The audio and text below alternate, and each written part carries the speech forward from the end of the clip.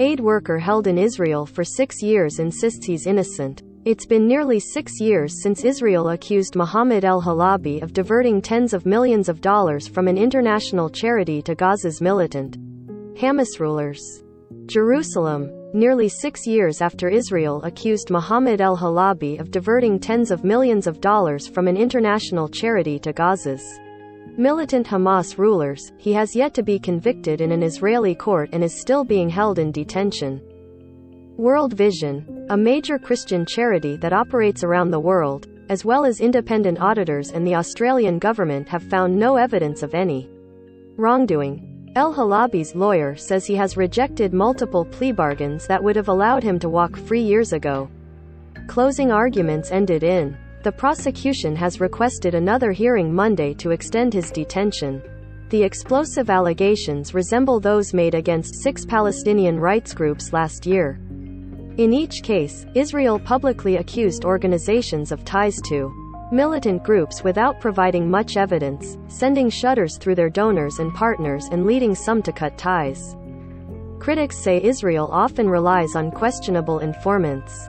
They allege that Israel smears groups that provide aid or other support to Palestinians in order to shore up its nearly 55-year military occupation of lands the Palestinians want for a future state.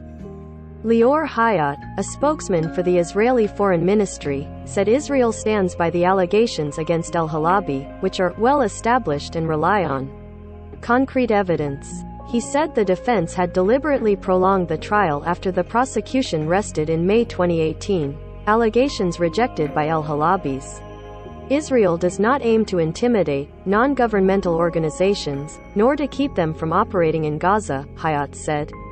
But we definitely aim to prevent transfer of NGO money that should be helping the people of Gaza into the hands of a terror organization like Hamas.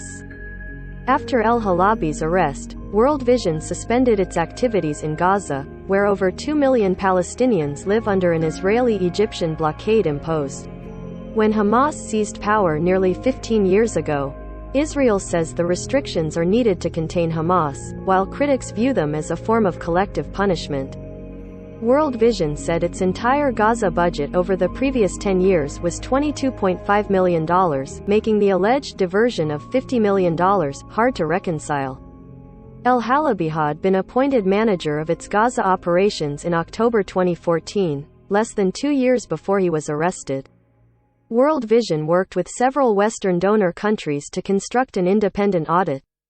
World Vision declined to name the auditors because of a non-disclosure agreement, but last year The Guardian reported that it was undertaken by the international accounting firm Deloitte and DLA Piper, a global law firm.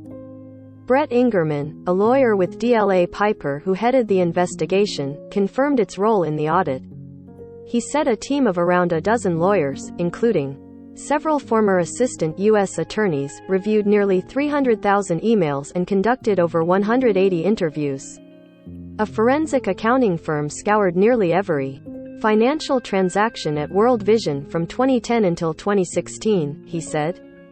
In July 2017, they submitted an over 400-page report of their findings to World Vision, which shared it with donor governments. World Vision said it offered the report to Israel, but Israeli authorities refused to sign the non-disclosure agreement. The Foreign Ministry declined to comment on the audit. The report found no evidence that El-Halabi was affiliated with Hamas or had diverted any funds. In fact, Ingerman said it revealed the opposite. We had story after story of El-Halabi enforcing controls at World Vision and encouraging employees not to interact or transact with organizations that were even suspected of being affiliated with Hamas, he said. The Australian government conducted its own review, saying it found no evidence any of its funding to World Vision in the Palestinian territories was diverted to Hamas. Australia was the biggest single donor to World Vision's humanitarian work in Gaza, providing some $4.4 million in the previous 3 fiscal years. According to its Department of Foreign Affairs and Trade, World Vision, which operates in nearly 100 countries and annually distributes some $2.5 billion in aid, said it fully supports El-Halabi. We're waiting. "Hara for an acquittal because it's the only logical outcome," said Sharon Marshall, a spokeswoman for the organization. "It's far past time for him to be home with his family." Mar Hanna, El-Halabi's defense lawyer, said Israeli authorities have offered him multiple plea bargains that would have allowed him to walk free in exchange for pleading guilty to lesser charges, a routine tactic in trials of Palestinians. "He is not willing to admit to things he didn't do," Hanna said. The defense lawyer was allowed to see the classified evidence, which he declined to discuss, saying only that it was extremely unreliable and problematic, and does not prove anything. Hanna also rejected any allegations of foot dragging as beyond unfair, saying the court scheduled sessions months apart and made it difficult for him to call witnesses, including individuals named in the charge sheet. He blamed Israel for the delay, saying it hoped to avoid the embarrassment of top officials having publicized explosive false allegations. Then Prime Minister Benjamin Netanyahu had released a video address repeating the charges at the time, saying they proved he cared more about the Palestinians than their own. "If facts matter, he will be cleared. If facts don't matter, he will be convicted," Hanna said. Closing arguments wrapped up last September.